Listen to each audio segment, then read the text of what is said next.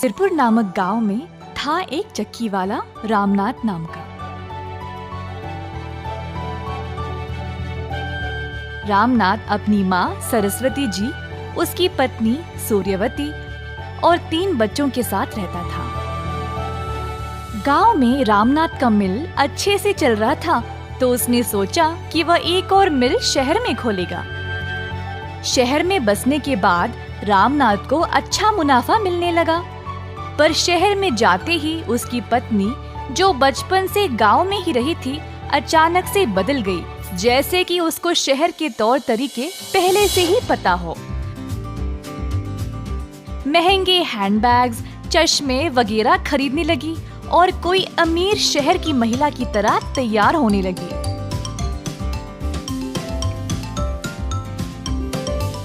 एक दिन सूर्यवती जी ने अपनी बहू को बुलाया और कहा, सूर्यवती, इन सारे बैग में है क्या? वो मैंने कुछ हैंडबैग्स और चश्मे खरीदे हैं। क्या ये सब करना जरूरी है बेटी? मेरा पैसा है अम्मा जी, जो मेरी मर्जी। अब मैं गांव में नहीं रहती हूँ ना, मुझे पता है यहाँ के लोगों के साथ चलने के लिए क्या क्या करना पड़ता है, और मुझे आपसे तो कोई सलाह नहीं चाहिए। नहीं बेटी, पैसे तो पेड़ पर नहीं उगते ना।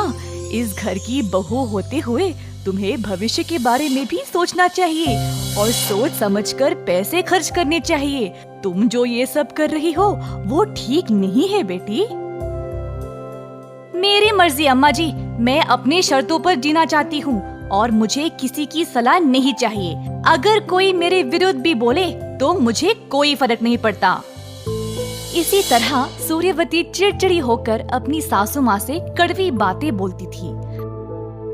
दूसरी ओर माँ अपने बेटे रामनाथ को इस बारे में समझाकर सूर्यवती में अच्छा बदलाव लाने के लिए कहती है, पर सूर्यवती को यही लगता था कि माँ जी उसके पति को उसके ही विरुद्ध करने की कोशिश कर रही थी।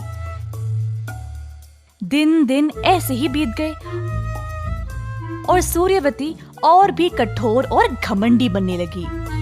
एक दिन सूर्यवती रामनाथ को अपनी बड़ी बेटी की शादी के बारे में पूछती है। वह किसी को कुछ ही दिनों से जानती थी और वह चाहती थी कि उसकी इस नए सहेली के बेटे के साथ उनकी बेटी की शादी की जाए। हम तो इन लोगों को जानते भी नहीं, ऐसे घर में हम शादी कैसे कर सकते हैं? मेरा यकीन करिए, उनका केवल एक ही बेटा है जिसने अमेरिका में पढ़ाई भी की है। उनके पिता तो नहीं है, पर उसने अकेले सारी जिम्मेदारी संभाली है और अपनी माँ का ख्याल भी रखता है। ये लोग बहुत बड़े बंगले में रहते हैं और अच्छे खासे पैसे वाले हैं। नहीं, मैं गांव से ही कोई अच्छा सा लड़का देखूंगी। इन शहर के लड़कों पर मुझे कोई यकीन नहीं है। नहीं, मैं जैसा चाहती हूँ वैसे ही होगा। अगर मेरी बात नहीं मानोगे तो मैं घर छोड़कर चली जाऊंगी और कभी वापस नहीं आऊंगी।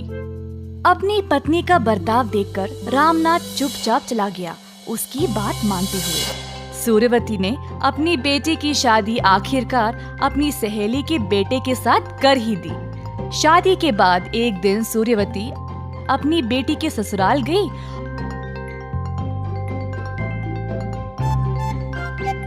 और इतना बड़ा बंगला देखकर हैरान रह गई।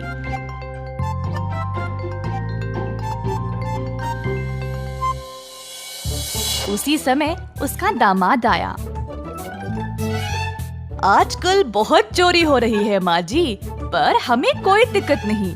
मैंने हमारे सारे मूल्यवान चीजें लॉकर में डाल दिए हैं। ये लॉकर क्या है बेटा?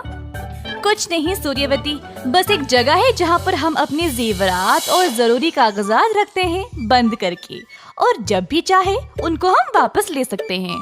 बातों बातों में सूर्यवती ने अपनी बेटी को बोला कि वह भी उसके सारे गहने और कागजात अपने पति को दे दे लॉकर में रखने के लिए। माँ की बात मानकर उसने बिल्कुल वैसे ही किया। अगले दिन सूर्यवती के दामाद ने अपनी पत्नी को वापस मैके भेजा और बोला कि वह अपने माँ के घर से 50,000 रुपए जल्दी ले आए, क्योंकि कोई संकट आ गई है। बिना सोचे समझे सूर्यवती ने उसको पैसे दे दिए। से मिलने के बाद फिर से अगले दिन दामाद जी वापस अपनी पत्नी को मायके भेज देता है, उसके पूरे सामान के साथ, ये कहते हुए कि वो और उसकी माँ विदेश जा रहे हैं किसी काम के सिलसिले। ये सब देखकर रामनाथ को अपने दामाद पर शक होने लगा। उसने सोचा, काम के लिए इनको देश छोड़कर जाने की क्या आवश्यकता, और वो भी अचानक से? पता तो लगाना पड़ेगा।